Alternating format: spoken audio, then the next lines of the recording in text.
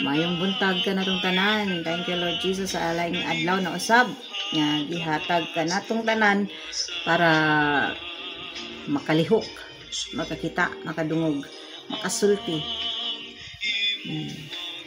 Salamat Lord, no? Napakaganda ng awitin sa umagang ito. Hoy tao, nasayod ka ba kung asa ang imong padulngan? Napakanindot lamang ang lirikong ito na kung ato ning panumduman o paghinuktukan na gisulti din hinakhibaw na bata asa tapadong. Mayon po ng pilosopo, syempre sa kamatayon o sa imong kamatayon pa asa ta sa langit o sa impyerno. So nadyo tayo patutunguhan. Bawat usa nato nadyo tayo padulngan, no? Na karon pa lamang dapat alam na natin asa ta paingon. Kaya maraming salamat Lord Jesus na ni ata magpahayag sa salita ng Diyos, salita ng katotohanan na walang halong kasinungalingan. Kaya noong March 6 nasugdan na tug posting ang bahin sa atong Diyos nga tinuod, no? Makaingon ta nga Diyos nga tinuod tungod kay ang atong Diyos nga atong giila karon, gisamba, gitahod, giyukbuan ay Diyos sa espiritu at hindi ribulto.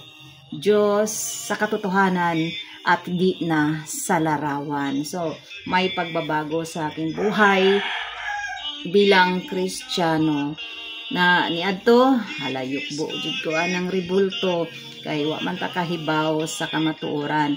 Pero wa na gililong sa Ginoo sa akong kinabuhi ug sa daghan pang mga kinabuhi nga gustong mabag-o. Kung gusto tang makihibaw sa kamatuoran, basa tag Biblia. Tungod sa Biblia, maunay pung sa Ginoo, maunay makahatag kanato sa kinabuhi ug sa kamatuoran nga asa ta padung kinahanglan adto ta muhop sa atong amahan sa langit. Kaya sinabi dito sa Juan 4:24, ang Diyos ay espiritu, kaya dapat siyang sambahin sa espiritu at katotohanan. No? So, mauna dapat ang pagsamba sa atong Ginoo. Sambahin sa espiritu at hindi sa ribulto. Sambahin sa katotohanan at hindi sa anumang larawan. Na sa akong kinabuhi, ako na lang giagian na devoted ba. Pero, niabot ra jud sa time na gihayag sa Ginoo ang kamatuoran. Ug nagpasalamat ko sa Ginoo nga wa ko'y pagtukol sa iyang mga pulong.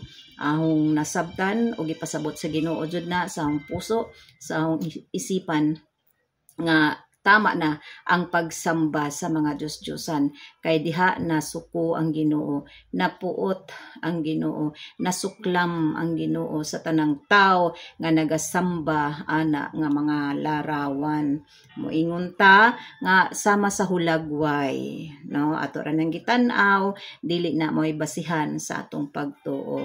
Mali tungod kay ako hingagi ko ana nga kanang part sa kinabuhi bahing agi ko anang pagyukbuan ng Diyos-Diyosan tuwa jud ang akong puso anang mga Diyos-Diyosan. Nganong gihimo man na natong yukbuan kung wa man diha natong puso, no? So dili ta magpalansis, dili ta magpailad sa mga gawa sa tao. Tungod kay napakalinaw ang mga Diyos-Diyosan, ang mga ribulto ay likha ng tao. At ang tao, sino ang naglikha? Ang Diyos mismo. So nabali, no? Ang gilikha na hinuon sa tao, tuan na ta nagayukbo. Unang-una, expenses ba dyan ng mga ribulto? No, mahal. Ako daghan ko koleksyon no, masabi ko na lamang na koleksyon tungod kay nawa na ko di ana nga panahon nga devoted ko sa mga ribulto. Na taon-taon mo palit jud og kanang ribulto, manghatag pagani ko, no? Pero very wrong di ay jud to nga pagtulunan ug ako nagpasalamat sa Ginoo nga gihawas ko adto nga kangiob sa akong kinabuhi nga nagsamba ko og bato, nagsamba ko og kahoy nga madugta, di makakita, di makadungog, di makasulti, di makalakaw. ug dili makahatag og milagro sa kinsamang tawo nga nagayukbo niini. Mao nang atong pasalamatan na dinhi karon gipamatud-an sa Ginoo nga siya'y espiritu, hindi nato makit-an. Why bisan usa nga nakakita sa atong Ginoo, no? Maunay sakto nga pagsimba, pagtawag sa Ginoo, piyong tawag sa Ginoo. Sud sa kwarto, isarado ang kwarto, naman na Mateo 6:6. Pumasok ka sa iyong silid at manalangin ka sa Ama na hindi mo nakikita at ikay kanyang diringgin dahil sa iyong mabuting gawa. So mabuting gawa pala ang ganung uri ng panalangin. Papasok tayo sa silid, doon manalangin, no? Hindi na diha sa atubangan anang mga ribulto. Tungod kay napuot ang Dios anang mga ribulto. Tungod kay sa likha na ng tao, ang tao nagayukbo, no? So mao na atong timan-an na ang Juan 4:24, ang Dios ay espiritu, kaya dapat siyang sambahin sa espiritu at hindi sa ribulto, katotohanan at hindi sa anumang larawan. Kaya maraming salamat sa banal na aklat ng ating Panginoon. Dito natin mababasa ang iba't ibang uri ng pagsamba ng mga Diyos-Diyosan na kung saan ang Diyos napuot nito. No, dito sa Exodo 23, 4, 5.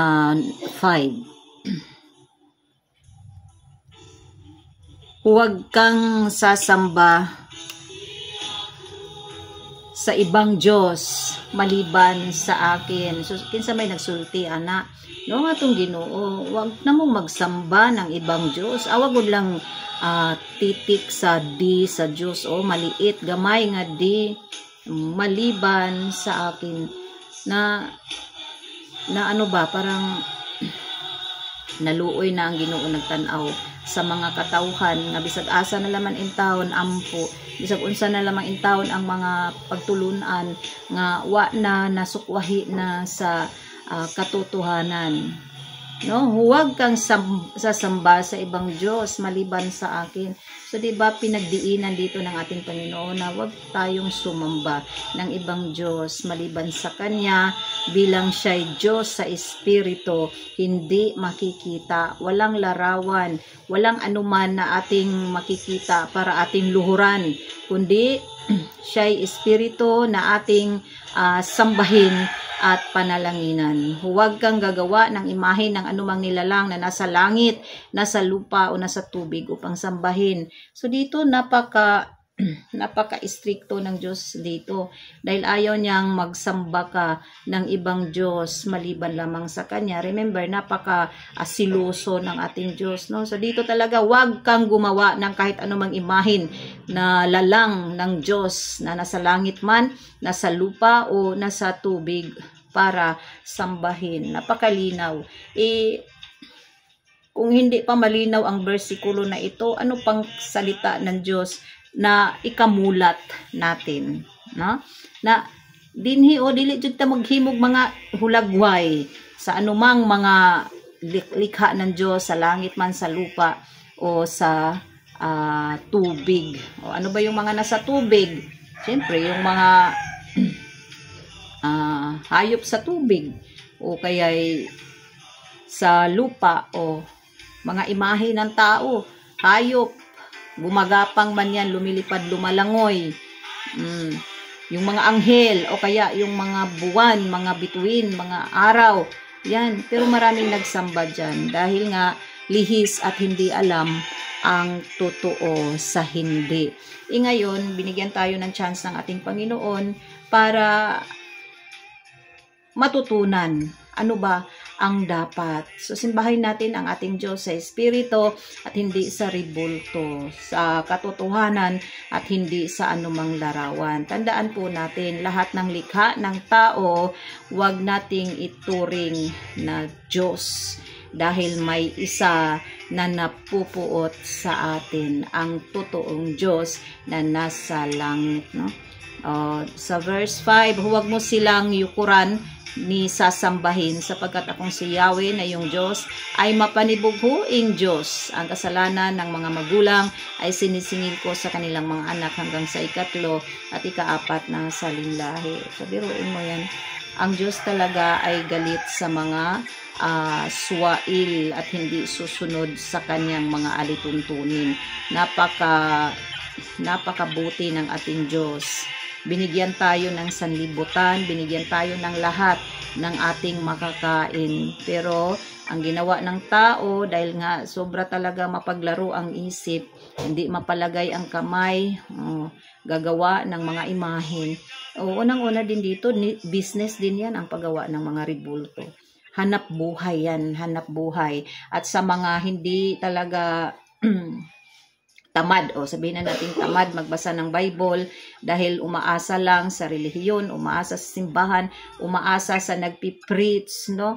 Kaya yun, ligaw na yung isa, ligaw na yung nasundan, ligaw na lahat, no? So by generation, naliligaw ang lahat, no? Kaya dito, ito na yung chance natin, sino man ang makapanood nito, makapakinig, ay magbulay-bulay sa katotohanan at pawang katotohanan. Una, wag daw nating sambahin ang anumang likha ng tao, no, mga imahin na nasa langit, nasa lupa o nasa tubig. Dahil ang Diyos na totoo ay isang Diyos na mapanibughuing Diyos.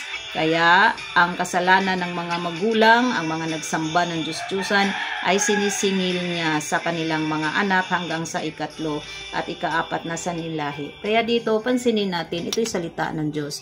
Hindi ko naman ito salita. Kaya pagbulay-bulayan natin ito dahil ito po ay pawang katotohanan na wala pong ibang makapagsabi natin dito kundi ang Diyos na may lalang sa atin. Wala pong masama kung tayo'y sumunod sa salita ng Diyos. Wala pong masama kung ating paniwalaan dahil ito'y salita ng Diyos. Hindi ito salita ng tao, hindi ito basta lamang salita ko. Ito'y salita ng Diyos na nagmamahal sa atin at nais ng Diyos na lahat tayo ay magkaangkon ng maong kaluwasan. Okay, sunod nga verse, no, dito sa Roma 1:22, 23, 24. No, sinabi niya dito, sila'y nagmamarunong, ngunit lumitaw naman na sila'y mga hangal. No, biruin mo, nagmamarunong talaga ang tao, gumawa ng ikapahamak at hindi lang basta ikapahamak ng isang taong may likha nito, kundi ikapahamak ng marami na nagsamba din sa ganun nga mga Diyos-Diyusan. Kaya sinabi sa 23, tinalikuran nila ang kaluwalhatian ng Diyos na walang kamatayan at ang sinamba nila ay mga larawan ng mga taong may kamatayan. Siyan pa lang na tinalikuran ang totoong Diyos. Ganun din sa mga katauhan karon na daghan talaga ang lihis, daghan talaga ang nawala sa linya ng katuwiran ng ating Diyos, na imbis nga ang Diyos ang kilalaning totoong Diyos sa buong buhay ng tao, ngayon iba na. Tinalikuran na nila ang kaluwalhatian ng Diyos na walang kamatayan at ang sinamba nila ay mga larawan ng mga taong may kamatayan. Totoo naman. No, maraming nagsasamba ngayon, ang dami na ngayong mga nagsulputan na mga rebulto. Lahat iyan may hangganan ang buhay. Kaya dito larawan ng mga taong may kamatayan, ng mga ibon, ng mga hayop na may apat na paa. At ng mga hayop na gumagapang. So yan yung nakikita ng Diyos. Ngayon, naisulat ito sa banal na kasulatan. Hindi ba natin ito kayang paniwalaan na isa ako sa gumagawa niyan noon. Kaya ako'y nagpasalamat, giawhawas ko sa Ginoo, ug daghan pa nga gihawas sa Ginoo sa maong kadiliman, sa maong mga kasuklam-suklam na gawa ng tao. No? Ito na yung panahon para mamulat tayo sa kamatuuran. Salita ito ng Diyos. Sino tayo para atin itong itwist, atin itong parang tikong bibig tayo, parang wala tayong narinig, parang wala tayong nababasa, na ito'y katotohanan Ito'y salita ng Diyos. Sino tayo para hadlangan natin ang kanyang salita? Na wag nang sambahin ang mga larawan ng mga taong may kamatayan. Parang self-reflection ba? Tingnan natin sa ating mga pamamahay, ano ba ang nandyan sa ating mga altar? No? At kung mapapansin natin, yung imahen ng rebulto ay iba-iba ang itsura, iba-iba ang kulay. Talagang napakalinaw kung tayo sensitive sa ating mga dinadalangin ng puon. Makikita natin iba-iba ang larawan, iba-iba ang anyo, iba-iba. Pero isa lang naman ang pinapangalan, no, sa ganon nga larawan. Halimbawa, Jesus, iba-iba ang mukha. May Jesus na maliit, may malaki, may maitim, may maputi. Ganon. So napakalihis talaga ng ating mga isipan at ipaglaban talaga natin ang mali, no? So dapat hindi na ganoon ang ating mentalidad. Kung ito'y mali, itapon ang mali at maghingi ng kapatawaran sa ating Panginoon, dahil handa ang ating Diyos na tayo'y patawarin sa pamamagitan ng kanyang regalo sa sanlibutan na mao si Kristo. Kaya ngayon ito imulat na natin ang ating mga mata. Gumising na tayo sa ating pagkatulog at ako'y nagpasalamat dahil mahaba din akong natulog, no? At ginising ako ng Panginoon sa edad na 48. Kaya ako'y nagpasalamat talaga sa kamatuoran na ito na naihayag sa aking buhay, sa aking buong pamamahay, na ito'y ibahagi din natin sa atong mga ginikanan, mga igsuon, mga kaparintihan, kasilinganan, para daghan ang makaangkon sa maong kaluwasan nga gihatag sa atong Ginoo, pinaagi ni Kristo, at hindi sa mga rebulto o anumang mga Diyos-Diyosan. Huwag nating talikuran ang totoong Diyos na may likha sa atin, at huwag yung likha ng tao ang sambahin, kundi ang naglikha sa ating lahat. Ang ating sambahin ang Diyos sa Espiritu at katotohanan, hindi sa rebulto o anumang Diyos-Diyosan. Kaya't hinayaan na sila ng Diyos dito sa 24, kaya't hinayaan na sila ng Diyos sa kanilang maruming pagnanasa hanggang sa hindi na nila mapigil ang paggawa ng masama. Biruin mo, nakikita lahat ng ating Diyos ang gawa ng tao, ang gawa ng sanlibutan, ang gawa ng mundong itong ating ginagalawan. Wala pong lihim sa ating Diyos, lahat hayag. Kaya ito na yung panahon na imulat na natin ang ating mga puso't isipan at panig na sa katotohanan. No, wag nating ipairal ang mali, kasi once mali, mali talaga 'yan. At anong gusto natin doon sa dagat-dagatang apoy o doon sa langit kasama ng ating Diyos na payapa ang puso, wala nang kapighatian, pangamba, takot, kabalisa o ano pa mang mga kadiliman sa buhay. Kaya dito sa Isaiah 45, no, ang dami nitong mga bersikulo na mababasa natin ang maling katuruan nga ikukorek ka talaga ng ating Diyos, no? Wala kang magagawa, ikukorek tayo bawat isa dahil ganun tayo kamahal ng ating Diyos. Nais niya na ang lahat ay makarating sa kanyang kaluwalhatian. Kaya Isaiah 45:20, sabi ni Yahweh, halika kayong lahat na mga natitirang buhay mula sa mga bansa, kayong mga mangmang na nagpapasan ng mga imaheng kahoy at dumadalangin sa mga Diyos-Diyosan na hindi makapagligtas. Ang mga taong ito'y walang nalalaman. Diba, napakasakit ng katotohanan ito.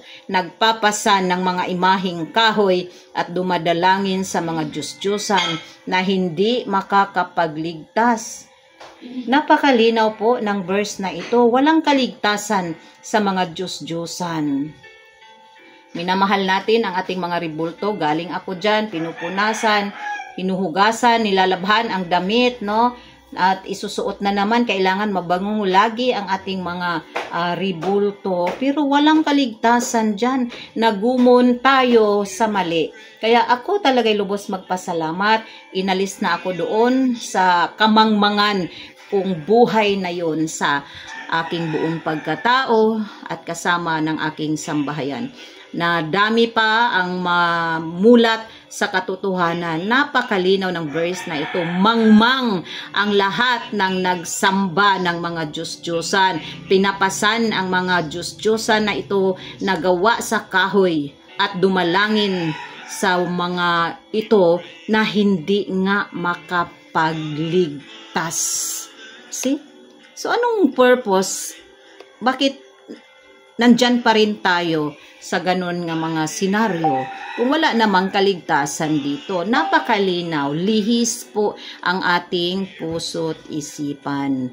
Ayan o, 21, ipagtanggol ninyo ang inyong panig, magsanggunian kayo. Sino ang makapagsabi ng mga bagay na magaganap? Hindi ba akong si Yahweh ang Diyos na nagligtas sa kanyang bayan? Walang ibang Diyos maliban sa akin. Amen. Walang ibang Diyos kundi ang Diyos na may likha ng langit at ng lupa, ng lahat ng makikita at hindi makikita. At yun po ang totoong Diyos ng kaligtasan ng lahat ng tao. Sa mga Diyos-Diyosan, larawan, ribulto, o ano pa man, yung mga Buddha, yung mga unsa pa naman na mga nagsamba. May magsamba nga sa bato may magsamba sa kanang kahoy, jud mismo, ludha ng kahoy. Minsan naman yung damo, minsan naman yung ulan, minsan naman yung kidlat. Naku, tuwang-tuwa na yung mga tao pag magkidlat dahil yan daw ay Diyos. Ito ngayon sa atin ang saklap. Excuse me mga kapatiran, na nagsamba tayo sa maling Diyos ng ating buhay. Kaya nga Diyos-Diyosan hindi totoo. Para bang bahay, totoong bahay. Tapos bahay-bahay. No? Kana bang parang logic lang dito. Kasi gagawa talaga at gagawa ang masamang espiritu, ang diablo, para ilihis dahil nais niya na may kasama siya doon sa impyerno. Tandaan natin kapatid, ang impyerno hindi yan nilikha ng Diyos para sa mga taong likha niya, mga hinirang niya, mga mahal niya. Nilikha ang impyerno para talaga sa diablo. Ngayon, wag tayong umanib sa diablo para hindi ka mapasama sa lake of fire na yan. Napakainit doon. Mapasok nga lang tayo dito pag nagprito o kaya mag-ihaw o kaya magplancha, masasagi ka sa ang init na. So ano pa doon? Na kung maalala natin ang kwento ng isang mayaman at si Lazaro na isang pulubi, no, tagapulot lamang ng mga mumu ng mga mayaman, nangamatay silang lahat. Namatay ang mayaman nasa impyerno. Si Lazaro andoon kay Abraham sa langit, sa Abraham's bosom, no? Anong sabi ng mayaman? Uy, bakit nandyan yung mahirap? Bakit ka nandyan, Lazaro? Ako dito, grabe kainit na. Isawsaw mo nga yung daliri mo at ilagay sa aking dila nang malamigan man lang ang aking katawan. Parang gano'n, no? Na nagpakasasa sa sanlibutan ang mayaman. Kaya doon naman siya sa impyerno. So, yun yung hantungan. Pag matigas ang ulo, hindi makikinig. Na sinabi dito, napakalinaw, walang makapagligtas sa bawat tao sa pamamagitan ng pagsamba ng Diyos-Diyosan. Imahin na hindi makakita, hindi makarinig, hindi makapagsalita, hindi nga makalakad, hindi nga makapagbigay ng wish. Na kung mayroon man tayong mga prayer request, kung ito man ay granted, ang masama din, pwede din magbigay ang diablo para lamang sa imong maano ba yung puso natin na, uy, thank you Lord Jesus, na divert sa Panginoon. Pero ang niluluhuran ng tao, basta ribulto, Diyos-Diyosan, yan ay diablo. Napakalinaw, nandyan yan sa Korinto, no? Okay, dito sa Isaiah 44, walang kwintang tao ang mga gumagawa ng ribulto. at walang kabuluhan ang mga Diyos-Diyosang kanilang pinahalagahan. Mga bulag at hangal ang sumasamba sa mga ito, kaya sila'y mapapahiya. So, napakalinaw po ng sinabi dito sa Isaiah 44, walang kwintang tao ang mga gumagawa ng ribulto. Biruin mo, at walang kabuluhan ang mga Diyos-Diyosan na kanilang pinahahalagahan. Mga bulag at hangal ang sumasamba sa mga ito, kaya't sila'y mapapahiya. Napakatalim ng salita ng Diyos, no? Na ito yung magpapagising sa atin, magpapamulat sa atin sa kamatuuran, no? Na way kabuluhan jud wa joy hinungdan kuno ang magasimba ng mga Diyos-Diyosan na pinahalagahan ng marami. Tandaan natin, gabuhangin daw ang tao sa sanlibutan pero kaunti lang ang maliligtas. Bakit? Karamihan nagsamba ng mga Diyos-Diyosan, ayaw maniwala na ang kapamaraanan ng Panginoon sa kaligtasan ay sa pamamagitan ni Kristo. Si Kristo lang, wa nay lain. Hindi pwedeng si Kristo samahan natin ng iba. Si Kristo plus ribulto. Si Kristo plus, ano pa may i-plus natin? Si Kristo lang ang binigay sa atin ng Diyos. Huwag na nating dagdagan. Sa verse 10, walang idudulot na mabuti ang paggawa ng ribulto para sambahin. See? Napakagandang bersikulo.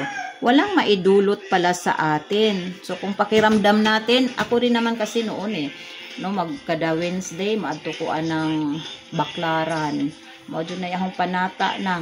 Tapos, kada January po, magpalit ko ka ng Santo Niño, ka ng panata. Lagi, dibuto lagi, no? Pero lahat yun, grabe, thank you Lord Jesus. Umabot talaga sa point na ako'y nahihiya na sa Diyos. Parang naging doble na yung aking sinamba. Nagsimba ako sa kanang ribulto, sometimes nagbabasa ako sa kanyang banal na kasulatan. Pero dumating talaga ang point, pinakita sa akin ng Panginoon na mali ang pagsamba ng Diyos-Diyosan. Kaya wala akong takot. Hinayaan ng Panginoon na mawala ang aking takot na anuman ang sabihin ng aking nanay. Dahil napakadiboto ng pamilya namin sa mga Diyos-Diyosan. Kaya ako'y nagpasalamat. Pag umuwi ako sa probinsya namin, walang isang makapagsamba. Makapagpasimba ba na ho basa kanang simbahan sa Katoliko. Kaya ako'y nagpasalamat sa Diyos. Wala talagang manaig sa Kanya sino man dito sa sanlibutan na ito. Laging manaig sa ating buhay ang Diyos at ipaglaban ka, tutulungan ka, iingatan ng ating Panginoon. Pero doon sa ribulto na hindi nga makakita, hindi makarinig, ayan o, napakalinaw. Walang kabuluhan ang mga Diyos-Diyosang kanilang pinahalagahan. At darating ang araw, mapapahiya ang mga nagsamba nito. Bakit mapapahiya? Siyempre, doon na itapon sa impyerno. Ay, karon gahi-gahi taugo. Naunsa o na lamang, gusto tang malangit. Mabitaw na nagsigitag simba kay gusto tang malangit. Pero wrong naman pod ang aral na atong napupo, mali man. Nagsamba ka man sa mali, Diyos-Diyosan nga So, ibig sabihin, hindi totoong Diyos. Pag totoong Diyos, isa lang at malaking titik ang Diyos na ito dahil may tiyak na pangalan. Pero yung Diyos-Diyosan, Diyos kumio, kaya nga maliliit yung titik, Diyos-Diyosan, walang tiyak, hindi totoo. Walang kabuluhan at ang Diyos na mismo ang nagsalita na walang kabuluhan ang mga Diyos-Diyosan. Sa verse 10, walang idudulot na mabuti ang paggawa ng mga ribulto para sambahin. So, wala may idulot sa ating mabuti, kalas na. Ito na yun Kalas na, wala palang maidulot na mabuti. Takot tayo, baka anong sabihin ng ating mga kapitbahay, why, iba na yung relihiyon niya, tandaan natin, walang kaligtasan sa relihiyon. At isa lang ang tatatanging relihiyon para sa ating kaligtasan, walang iba ang ating Panginoong Hesukristo na nakilala bilang tao, sinasamba ng marami, langit at lupa, at walang iba si Kristo at si Kristo yan. Nasa Timoteo yan, napakahiwaga ng ating relihiyon. At ang relihiyon na ito ay walang iba ang ating Panginoong Hesukristo. Okay, 11. Tandaan ninyo, Ang sumasamba sa mga rebulto ay mapapahiya lamang. Ang mga gumagawa nito'y tao lamang. See? Gawa ng tao, likha ng tao, tapos sinasamba din ng tao. Kaya ang sabi ng Diyos, mangmanghangal. Ang Diyos mismo naglikha ng tao, naglikha lahat ng bagay, lahat ng kahoy na ginawang rebulto. Ayun na, tinalikuran ang totoong Diyos na magbibigay ng kaligtasan, magbibigay ng buhay na walang hanggan. Tinalikuran ang nagbibigay sa atin ng totoong buhay. O, dinaramtan tayo dito sa sanlibutan, pinapakain tayo ng Diyos, pero hangal, nagsamba ka sa Diyos-Diyosan, hindi naman yan ang nagbibigay sa iyo ng buhay. So, yun yung ipinapakita dito ng Panginoon. Hangal. Walang kabuluhan nga ang mga Diyos-Diyosan, pero bakit ang dami ang nahuhumaling dito? Dahil sarado ang puso, sarado ang isipan. So this is the time na mabuksan natin ang ating mga puso't isipan. Gising na mga kapatid, malapit na ang muling pagparito ng ating Panginoong Hesukristo. Kailan pa tayo didilat? Pag tribulation age na? Wala na, sarado na ang pintuan ng langit. Habang mayroon pang chance ang bawat tao, ito na kumalas na sa maling katuruan dahil ikapapahamak yan ng sino man na matitigas ang ulo. Huwag natin kalabanin ang Diyos. Ito'y salita ng Diyos. Napakalinaw. Walang kabuluhan ang mga Diyos-Diyosan. Kaya ganito ako magsalita. Napakasarap ibahagi ang katotohanan, no, na walang bahid kasinungalingan. Ito'y salita ng Diyos. Hindi ko ito basta salita lamang para hindi nyo paniwalaan. Magbulay-bulay mga kapatid. Magbulay-bulay. Ito na yung gibuhat sa Ginoo karong adlaw, nagmensahe sa bawat usa para mabuksan ang ating puso't isipan at patuloyin ang totoong Diyos sa ating puso na walang iba ang Diyos na may likha ng langit at ng lupa, ng mga makita at hindi makikita, no? Hindi ang Diyos-Diyosan na likha ng taong likha din ng tunay na Diyos. 11. Tandaan ninyo, ang sumasamba sa mga ito ay mapapahiya lamang. Ang gumagawa nito'y tao lamang, kaya't magsama-sama man sila at ako'y harapin, sila'y matatakot at mapapahiya rin. See, nakikita ng Diyos gaano kasutil ang tao. Nakikita ng Diyos gaano ka matigas ang ulo ng tao. Kasi nga, parang wala kasing makikita ang Diyos, no? Kasi di nga nakikita ang Diyos. Kaya nag-iimbento na lang ang mga tao. Kasi nga sabi, kawangis. Hello, ang kawangis sa atin ng Diyos, ang espiritu natin, spiritual na pamumuhay natin, na puno sa pag-ibig ng Diyos, puno sa liwanag ng Diyos, puno sa kaalam ng Diyos, puno ng buhay mula sa Diyos. Yun po yung kawangis sa atin ng ating Diyos, ang ating espiritu, hindi itong physical, iba-iba pala mukha ng Diyos. Ay, kaya gawa-gawa ng mga rebulto. Thank you Lord Jesus talaga sa ating mga buhay. Okay, dito sa 12.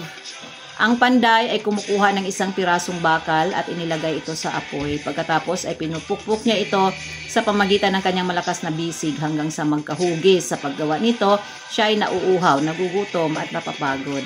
Ang karpintero naman ay kumukuha ng isang pirasong kahoy, ginuguhitan niya ito ng anyong tao. Saka inuukit hanggang sa mayari ang isang magandang imahen. Pagkatapos ilalagay niya ito sa kanyang bahay. Pumipili siya at pumuputol ng isang matigas na kahoy sa gubat tulad ng sidar, insina at sipres. Maaari din siyang magtanim ng laurel at ito ay hintaying lumaki habang dinibiligan sa ulan. Ang kaputol ng kahoy nito ay ginagawang panggatong at ang kaputol naman ay ginagawang Diyos-Diyosan. Yan ang Diyos na sinasamba ko dati. Inuukit ng tao. Remember, ang tao, lahat ng tao, likha ng Diyos. At ito yun, nag-iimbento, gumagawa ng imahe, ginuguhitan. Ang kaputol ng kahoy nito ay ginagawang panggatong at ang kaputol naman ay ginagawang Diyos-Diyosan. So yan ba, question sa ating buhay? Yan ba ang ating Diyos na makapangyarihan? So ano ang kapangyarihan? Ang kaputol na kahoy na yan. Tapos i-bless daw. No? Thank you Lord Jesus. Grabe talaga ang pagkalihis ng tao. No, wag kayong magalit sa akin kung nakarinig kayo ng ganitong salita dahil ito'y katotohanan lamang at ito'y mababasa natin sa aklat ni Isaias, no? Kung mayroon kayong Bible sa pamamahay ninyo, panahon na para buklatin natin. Baka iba yung Bible nyo dyan. Sabihin, iba kasi yung Bible na binasa mo. Sige, tingnan nyo na lang. Bisaya man yan o English, isa lang ang kahulugan. Bawat bersikulo na ating tinatalakay dito. So, napakalinaw. No? Imbento lang ng tao. No? At doon nga sa isang aklat sa Biblia, na si Princess, ay sino ba yun na, yung Diana ba yun na ginuguhitan din nila ng imahe. Pero ang purpose noon ay hanap buhay. Kumikita sila doon. Kaya nung pumasok ang mga apostol ni Jesus, wala nang magsamba noong rebulto na yon. Kaya patay na ang kanilang negosyo. Kaya hinuhuli nila ang mga nangangaral ng mabuting balita, sina Apostol Pablo. Dahil nawawala na tsugi na yung kanilang business na magtitinda ng imahin. So ito yun, negosyo po, napakalinaw na isang negosyo ang paggawa ng rebulto para lamang sambahin sa mga hangal, mangmang, o hindi ako may sabi niyan, ang Diyos mismo, dahil mangmang ang nagsamba ng mga Diyos-Diyosa na walang kabuluhan at hindi makapagliligtas ng sino man. Kaya hangal ka talaga makita ng Diyos, mangmang ka talaga makita ng Diyos kung ayaw mong tigilan ang pagsamba sa Diyos-Diyosan. So ito na yung chance, kinukorek tayo ng ating Panginoon ngayon, magpakorek tayo. Huwag nating ipairal ang mali. Dahil kailanman ang mali, hindi yan malulunasan kung hindi natin palitan ng katotohanan. I-divert natin ang ating maling katuruan sa katotohanan na ito ngayon minulat tayo, Juan 4:24, ang Diyos ay Espiritu at dapat sambahin sa Espiritu, hindi sa rebulto, katotohanan at hindi sa anumang larawan dahil lahat ng iyan, isa lang ang tawag ng Diyos. Isang Diyos-Diyosan na walang kabuluhan, hindi makapagliligtas, hindi makakakita, hindi makakarinig, walang buhay. So, yun yung ibig sabihin dito. Kaya sabi ng Diyos, mapapahiya ang sino mang magsamba sa Diyos-Diyosan dahil pagdating sa panahon, itapon ang lahat sa impyerno. So, yun po ang mapapala ng matitigas ang ulo. Sabi nga doon sa Kawikaan 14 ay ang makinig sa payo ng Diyos tungo sa landas ng buhay. Ngunit ang hindi tungo sa landas ng kapahamakan. So, ito na. Ito, ginising tayo, kinalampag tayo ngayon ng ating Diyos para magising ang ating mga espiritu, ang ating mga puso't diwa, no? At kung tayo man ay nandyan sa senaryo ng mga pagsamba ng Diyos-Diyosan, magbulay-bulay tayo sa salita ng Diyos. Lahat ng ating napag-usapan ngayon na mga bersikulo, tungkol ito sa Diyos-Diyosan. At hindi lamang dito natatapos yan. Basahin ninyo ang inyong buong Biblia, makikita nyo at mababasa na napupuot ang Diyos sa lahat ng gumagawa ng mga rebulto, ng mga imahin, ng mga hayop, ng mga tao, o ng anumang klaseng nilalang sa langit, sa papawirin, sa tubig, o sa lupa. Kaya dito, ang sinasamba ng karamihan ay mula pala sa isang kaputol na kahoy na ginagawang panggatong. So, ganun lang ba ang Diyos natin? Mula sa panggatong, maglikha, maglilok ng isang imahe at luhuran, sambahin? Gaano na ba kaliit ng ating mga isipan? Kaya sasabihin talaga ng Diyos, mangmanghangal. O, diba? Ganun magsalita ang Diyos. Bakit? Dahil matigas ang ulo natin, kulang na lang pagpaluin ang mga tao. Pero hindi ganun ang Diyos. Binigyan tayo ng tsansa mamulat, magising sa katotohanan. Kaya ito na yun ang simula ng ating pagbabago. Na dati sa kasinungalingan nabubuhay ang tao, ngayon, thank you Lord Jesus, mabuhay na ang bawat isa sa katotohanan sa pamamagitan ng pagsamba ng totoong Diyos.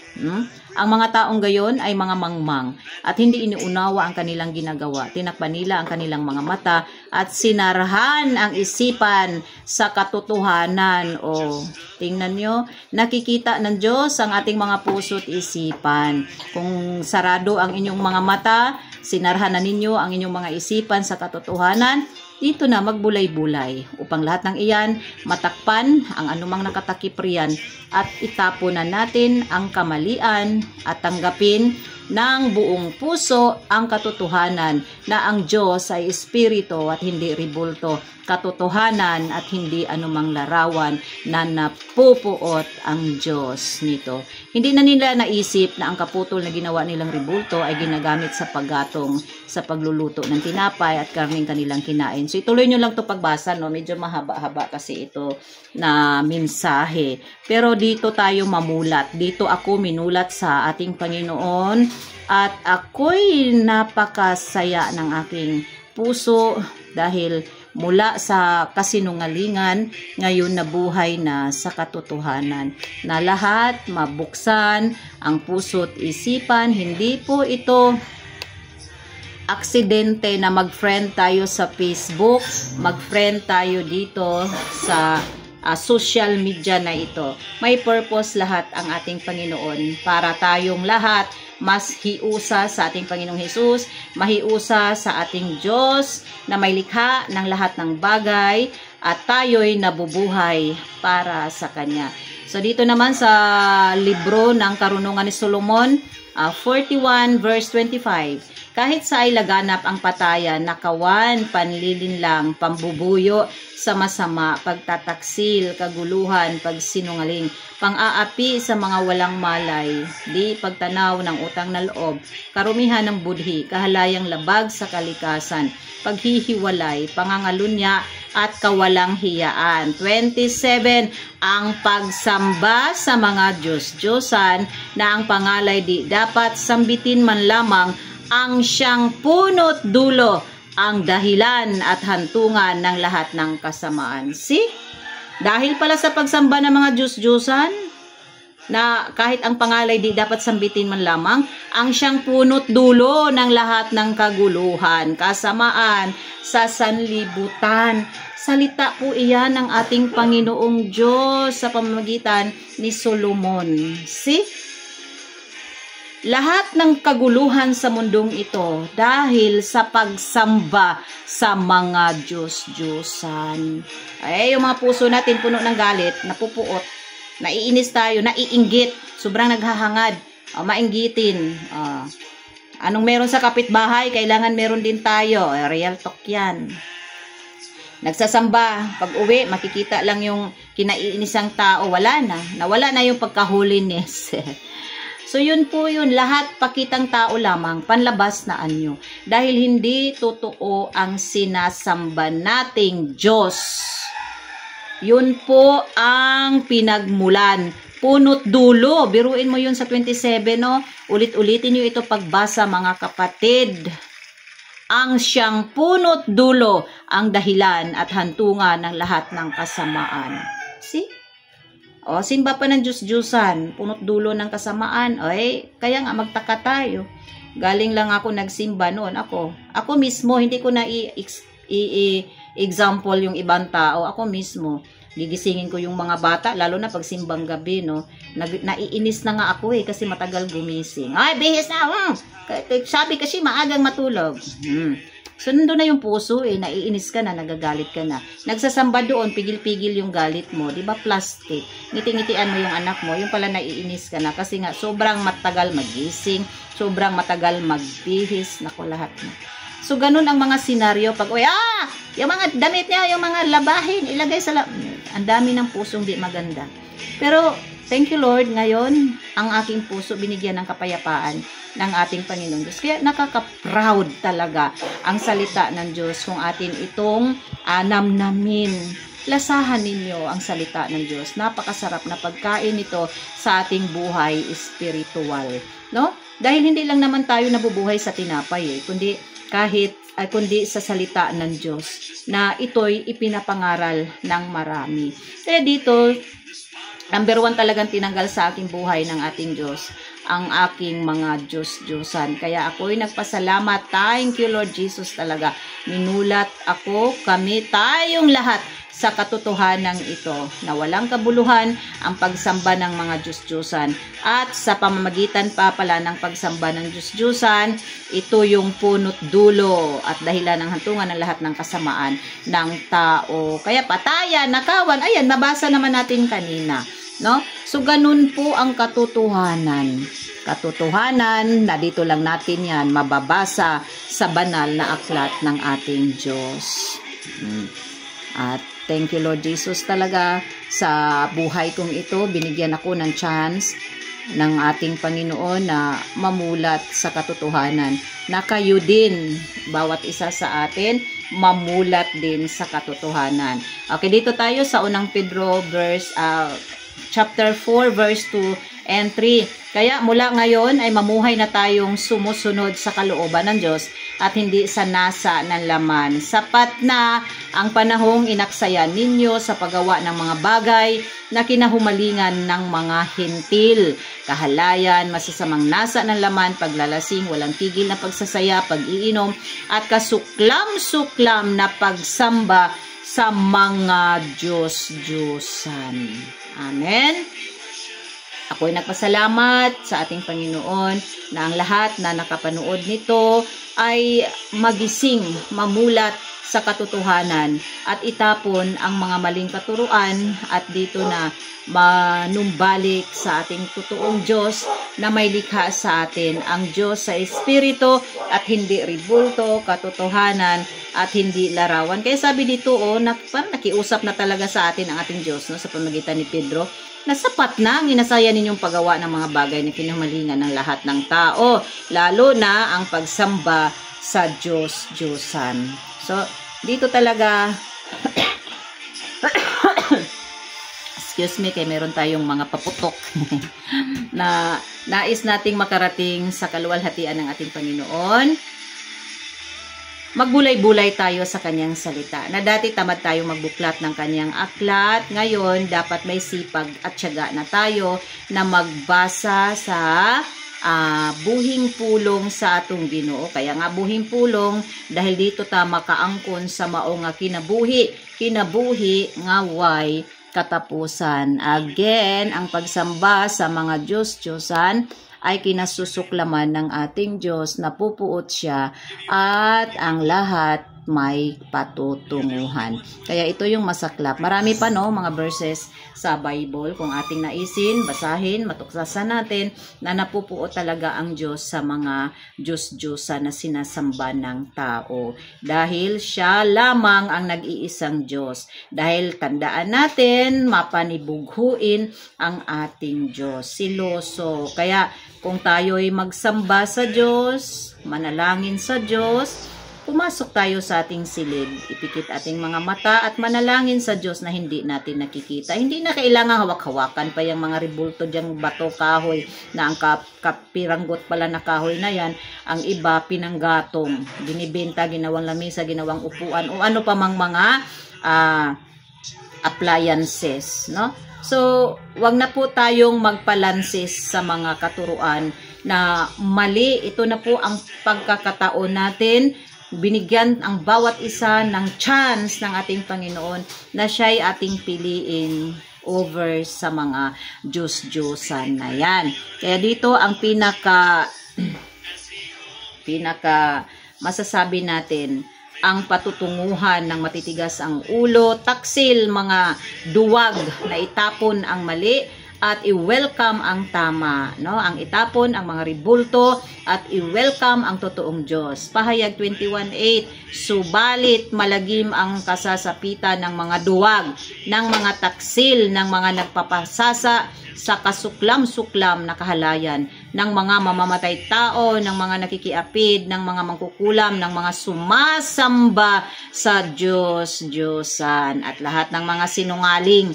Ang magiging bahagi nila ay sa lawa ng nagliliyab na asupre. Ito ang pangalawang kamatayan. So pag once itambog na talaga ang tao sa impyerno, wala Diyod, katulad ng mayaman at si Lazaro. Kahit ano pang gawin niya, wala nang magagawa. ang kandila, wala nang magawa ang nobena, wala nang magawa ang pamisa. Kahit sino pang magdasal para sa iyong kaluluwa na malipat ka sa langit, wala na po yan. Kaya ngayon, habang mayroon pa tayong buhay, may pag-asa pa, itapo na ang maling katuruan, itapo na ang mga lansis ni taning ng kalaban. Dahil ito po yung katotohanan. Walang kawalan ang mga nagsamba ng Diyos-Diyosan at marami pang ang mga kasalanan, no? Itambog talaga sa dagat-dagatang apoy at yun yung kamatayang way ikaduhang kamatayan. Magpingit sa tumang kasakit. Dito ang sinuman na matitigas ang ulo. Mga taksil na susuklam ang Diyos, no? So ito'y grupo ng mga kasalanan. Pero kung tayo may Diyos na tunay, pakikinggan natin ang kanyang salita na wala nang ibang daan tungo sa ating kaluwasan, kundi ang kanyang bugtong anak na ibinigay sa buong sanlibutan para hugasan ang lahat ng ating kasalanan. Walang iba si Jesucristo na bugtong anak ng ating Panginoon at ating tagapagligtas. Juan 14:6. Si Jesus ang daan, ang katotohanan at ang buhay. Walang makakapunta sa Ama kundi sa pamamagitan ng ating Panginoong Jesucristo. Sige, tingnan natin yung verse na yan. Dito yan sa Juan.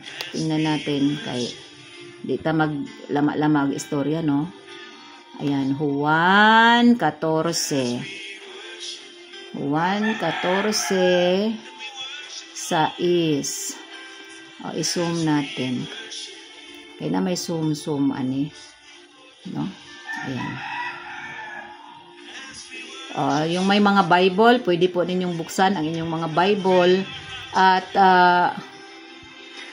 sabay nating basahin ang sinabi dito sa Juan. Ito po. Iusog-usog natin na. So, na English ani, no? Na po'y Tagalog. Ato nang iusog-usog para malinaw.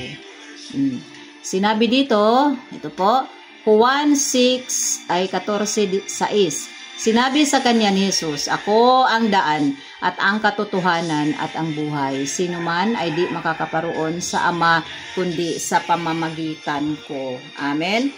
So, ang kaligtasan, wala na tayong ibang dadaanan. Si Jesus at si Jesus lamang. Hindi yung mga ribulto o anumang mga imahen o anumang mga larawan. Hindi po yung pagsisimba natin ang daan para sa ating kaligtasan, para sa buhay na walang hanggan.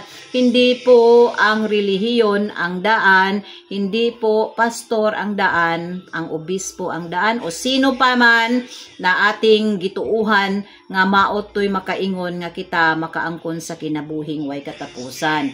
Kundi tanging si Jesus. At si Jesus po lamang. Wala na pong ibang daan, no? Meron pa nga ditong isa, no, sa Gawa. Gawa 4:12.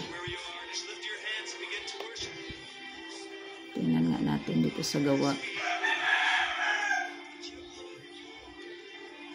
No? So pag sinabi sa Bible na wala nang ibang daan, si Jesus at si Jesus lamang, paniwalaan natin ito. Gawa 4:12. So, tingnan natin, no? I-zoom in natin. Gawa 4:12. Yung mga Bible ninyo, pwede nyo ring buksan yan at sabay-sabay po nating basahin ito. Gawa 4:12, at sa kanino mang iba ay walang kaligtasan, sapagkat walang ibang pangalan sa silong ng langit na ibinigay sa mga tao na sukat nating ikaligtas. Sa ibang verse, sa ibang version nito, no, malinaw na wala nang ibang pangalang ibinigay ang Diyos sa ilalim o sa silong ng langit kundi ang pangalang Jesucristo sa pamagitan ng ating pananampalataya, na iyon ang daan ng ating kaligtasan. Pag sinabing kaligtasan, buhay na walang hanggan, no? So iyon po ang daan, ang katotohanan at ang buhay kay Jesus at kay Jesus lamang. Again, hindi sa mga ribulto, hindi sa mga Diyos-Diyosan, hindi sa ano pa mang ating pinapaniwalaan. Ay, lagi akong magsasamba para ako'y maligtas. Lagi akong mangumpisal para ako'y maligtas, maluwas. Magbibigay ako ng maraming mga tithes, no? Nagta-tithes ako para ako'y maligtas o kaya ako'y managana sa buhay. O ano pa man ang ating paniniwala, pinagdaanan ko na yan. Ganun po talaga. Muhid-hid pa ko anang ribulto. Grabe pang hilak-hilak sa akong puso, no? Pero sabi ko, salamat Lord sa kamangmangan ko na yon, sa kahangalan ko na yon. Gihawas ko nimo di ato nga lugar sa kangiob sa akong kinabuhi ug karon ni imo kong gida sa kamatuoran na puno sa kaliwanagan mo aming Panginoong Hesukristo. Puno sa biyaya, no? Biyaya ng kaligtasan na kay Kristo natin matatagpuan. Hindi po sa pagiging deboto natin sa Diyos-Diyosan. Mao dunay atong timan-an na dili to aksidente na mag-friend tayo aning Facebook, no? Mauni ang kamatuoran gihayag sa atong Ginoo karong adlaw kanatong tanan, paminawo nato kini, atong isud sa atong puso, atong tuuhan sa hingpit. How kung gusto jud tang moadto sa langit, mauni ang agianan si Kristo at si Kristo, dili ang mga ribulto o anumang imahen na nasa mga altar na nagabarog karon diha sa loob ng inyong pamamahay. Dili na panlihis lamang kanang tanan sa atong kinabuhi. Imagine ha, gabuhangin ang tao sa sanlibutan ko, gamay ray maluwas. O sa gamay na maluwas, tanong, maapil ba kaha ko? Maapil ba kaha ta? Mao na atong ipangutana sa atong kinabuhi. Nakaroon, nasabtanan nato na ang Diyos napupuot sa mga Diyos-Diyosan, nasusuklam sa Diyos-Diyosan na hindi makapagliligtas, no? Kahangalan ang pagsamba ng Diyos-Diyosan, na pupuot ang Diyos sa mga nagsamba sa Diyos-Diyosan. At kung kayo'y patuloy sa ganun pa rin nga mga aral sa mali, itapon ang tao na yan sa dagat-dagatang apoy. Nababasa natin ang lahat, i-review natin ang mga verses na yan, no? Sa mga sari-sarili nating tahanan. Anhin natin, grabe na itong sumikap din sa kalibutan. Hala, grabe yung simba. Grabe yung luhod-luhod sa kinabuhi, no? Mula Pultamayor hangtod Tumoy. Grabe yung luhod. Wa man diha ang kaligtasan. Ang kaluwasan na ni Kristo at ni Kristo lamang. No? So dito, binigyan ng linaw ang ating mga isipan ng ating Panginoong Diyos na totoo at wala ng totoo sa totoo na Diyos na ating sambahin, ang may likha ng lahat ng bagay, makita at di makita. Ang nagbigay sa atin ng buhay, ngayon na humihinga tayo, siya po ang dapat nating sambahin at hindi ang mga ribulto. Huwag nating sabihin na para kasing larawan lang yan eh. Ang larawan natin, nilalagay sa album, yan nilalagay sa altar, sinisindihan ng kandila, nilalagyan ng flowers, mga fresh talaga na flowers, kay ihad sa Ginoo. Mali na yan eh, nagbalintong na ng atong mga panuuhan, ato nang itama karon. Mao na to'y right timing, karong panahon na tungod kay hapit na ang pagbalik ni Kristo, na sa kanyang pagbalik, makasama ang bawat isa at isama tayong lahat ni Kristo sa tahanang inihanda niya para kanatong tanan didto sa langit. So mao na gipangarap, mao nang sige kasimba, nagagrabe pa ganin ang ubandaghan pang mga ministry ang gisudlan, no? Kay gusto jung maluwas. Pero tandaan natin, sinasabi sa Efeso 2:8-9, dahil sa kagandahang loob ng Diyos, kaya kayo'y naligtas sa pamamagitan ng pananampalataya kay Kristo. Hindi sa inyong gawa, kundi sa gawa ni Kristo. At wala tayong ipagmalaki. At ang ipagmalaki natin, ang gawa ni Kristo sa krus ng Kalbaryo para sa ating kaligtasan. Nahabag ang Diyos sa atin, naluoy ra ang Ginoo nato, maunang nangaluwas ta. Wa naluoy ang Ginoo sa atong pagsimba-simba. Wa naluoy ang Ginoo sa ato dihang pag-music ministry o unsa pa may atong gituuhan nga mao nay ikaluwas. No? Tungod kay tanang buhat nato, basura, basahan sa mata ng Diyos. Awit 51:5. Sinabi dito na tayo'y pinaglihi na sa kasamaan at isinilang na makasalanan. Kaya kahit anong gawa nating mabuti, basura. Sa Isaiah 64:6, basahan ang tingin ng Diyos sa lahat nating mga mabuting gawa. Awit 119:119, basura ang katulad ng lahat ng ating mabuting gawa. So wala talaga'y excuse ang tao. Kung hindi ka kay Kristo dumugtong, hindi ka kay Kristo mananampalataya, wala kang kaligtasan. Juan 3:18, ang manampalataya sa aking bugtong na anak ay may buhay na walang hanggan. Ngunit ang hindi manampalataya sa aking bugtong na anak ay parusahan. At ang parusa na iyan ay impyerno. Dahil ang sinamba natin, hindi si Kristo, hindi ang Diyos, kundi ang Diyos-Diyosan. No? Tandaan natin, huwag nating pagmalakihan ang Diyos. I-surrender natin lahat ng mga mali nating katuruan para makapasok ang Diyos na tunay sa ating buhay, na magliliwanag sa ating buong pamamahay, at ito na yung simula para sa ating kaluwasan na kay Kristo lamang natin matatagpuan. Walang gawa natin ng anuman sino mang tao ang ikaliligtas sa Kanya, kundi si Kristo at si Kristo po lamang ang ating pananampalatayanan upang ang lahat magkaangkon sa maong kapatawaran sa lahat ng kasalanan, kaligtasan, kahit kabanalan, ginawa na yan ni Kristo para sa atin. Na tayo nagbanal-banalan, nagbait-baitan, wala, basura yan sa mata sa Diyos. No? Sa susunod nating topic, ma-elaborate natin yan ng husto, ipagkaloob sa Ginoo. No? Na kahit nga sakit karamdaman, si Kristo ang gumawa nito. Sa pamagitan ng kanyang mga sugat, tayo'y gumaling sa lahat ng ating sakit karamdaman. Tinuro ba yan ng relihiyon?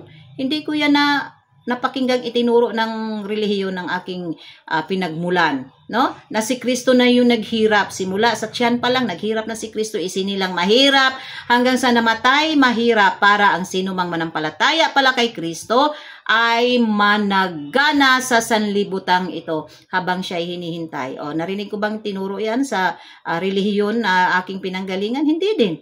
Paulit-ulit na dyan ng kaligtasan. Magkumpisal mo para mo pasayloon. Dili, oy. Kaysa atong pananampalataya kay Kristo, wala na. Pasaylo na ang atong tanang kasalanan. Magpakailanman. O, nandyan yan, Hebreo 9:12. O, i-review nyo na lang yan, no?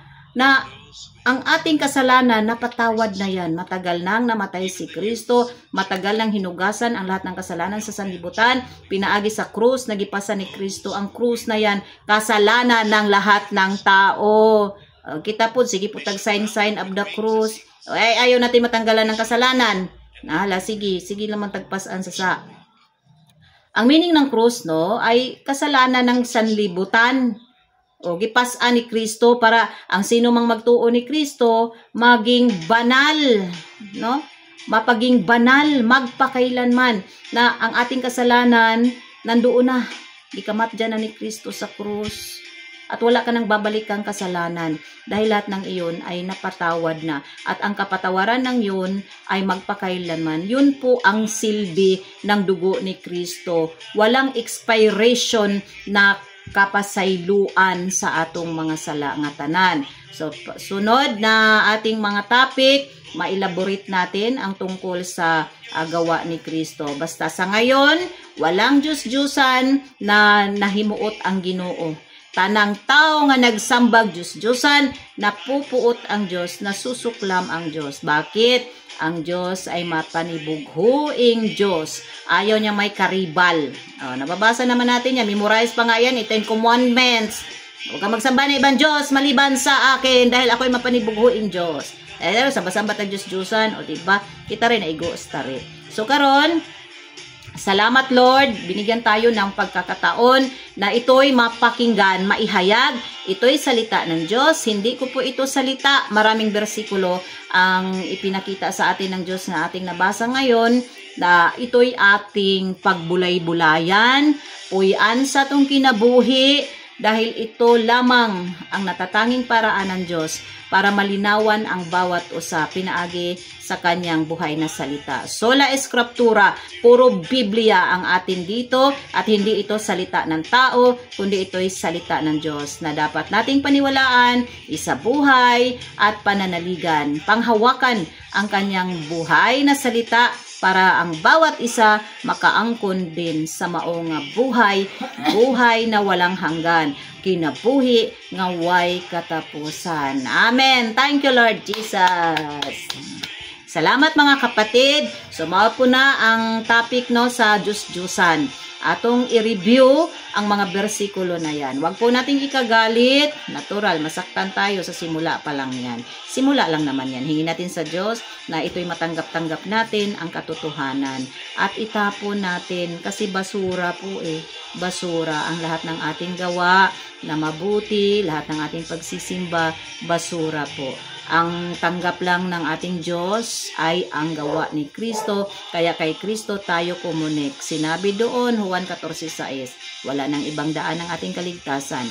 Wala nang daan para sa katotohanan at buhay na walang hanggan sa pamamagitan ng ating Panginoong Hesukristo. Hindi po sa relihiyon, hindi po sa ribulto, hindi po sa anuman na kabutihan natin, hindi po sa pagsasamba natin, hindi po sa pagsisindi ng kandila, sa pagrosaryo, hindi po sa pagnunubena, pagpapamisa o ano pa man, kundi ang gawa lamang ni Kristo. Kaya maraming salamat, Lord Jesus. Ikaw po ang mangungusap sa bawat isa at isabuhay ang lahat ng ito at ikay pananaligan ng walang pag-alinlangan. Thank you, Lord Jesus, sa pangalan ng Ama, Anak, Espiritu Santo.